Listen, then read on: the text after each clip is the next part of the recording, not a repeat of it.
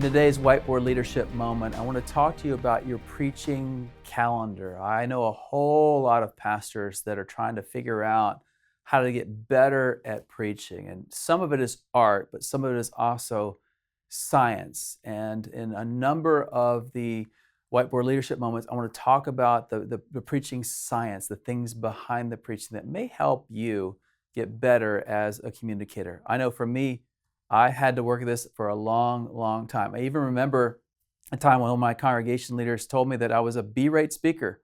And you know what? Honestly, he was right. I had not worked really hard on this craft. And over time, even though I don't feel like I'm the most gifted communicator in the world, I feel like I've gotten much better as a preacher because of the efforts that others have helped me, the coaching that I've received, and the clues that I figured out along the way. So the first one is in the preaching calendar. I want you to think about this. Here's some steps to take. The first is this, is to list all the weekends for 6 or more months. Now, I know some organizations and some churches that do this for a year, some that do it for 2 years. But the point is that we're not just thinking about tomorrow. There's much more going on in the organization than just the sermon that's coming around next weekend. And so the first thing to do is just take all the weekend dates and put them down. You might also add things like Christmas Eve or Good Friday, but all the times where you know you're going to be preaching a sermon. It could be Wednesday nights for some of the churches as well. The second step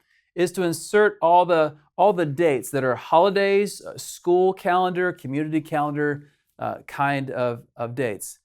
So there may be holidays such as Christmas and Easter, obviously, but there's also long weekends, President's Day and Martin Luther King Jr. Day and other Labor Day, Memorial Day.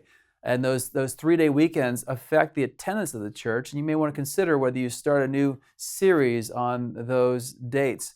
The school calendar matters. I know at our church, we would see a great dip in attendance in October and March because we had 3 school systems feeding into the church, and they all had different break times. And so it was just wise of us to know those kind of things. And then the community calendar.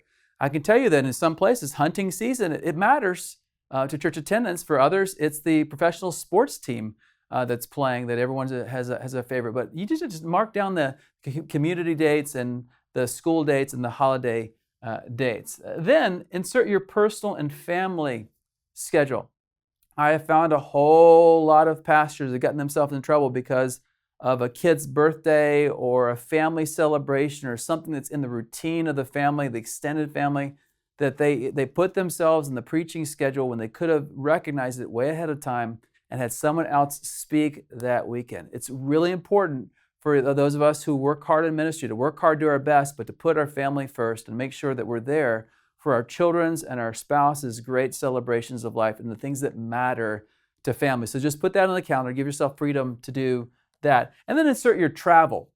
I say this separately because some of you travel to foreign mission fields. Some of you travel to seminars. Hopefully a lot of you will travel to our Converge events like a Reach and Unleash and a district events. And you just want to put that in to recognize that I'm going to be spending a whole week somewhere else, and maybe I want someone else to speak on that weekend. It's just a wise thing to do, and to look at your energy and to make sure that you can give your congregation your absolute best. And when you can't, you're unable to do that, make sure you give them someone who can give them their best in your behalf. And then number 5, insert church dates and events. I know churches that have forgotten their anniversary because the new pastors come in and no one told them about it on the calendar. That's a big mistake, coming into an established church and not knowing the anniversary of the church. There are other dates that are really important in the life of a church. It could have been the time you got a building or other things like that. But in church, insert the dates and events in the life of the church. It could be the men's retreat or the women's retreat or the VBS or the summer camp or the mission trip, whatever it may be. Insert those events and make sure that you have those in the context to create a context for your conversations on the weekend. And then finally, insert momentum and maturity pathway events. Here's what I mean. There are certain times of the year and seasons of the year where attendance is up, and the start of school and Christmas and Easter are those kind of things. Sometimes Mother's Day or Father's Day or some other date are really important. Make sure you know those momentum kind of things, but then also think about your maturity pathway.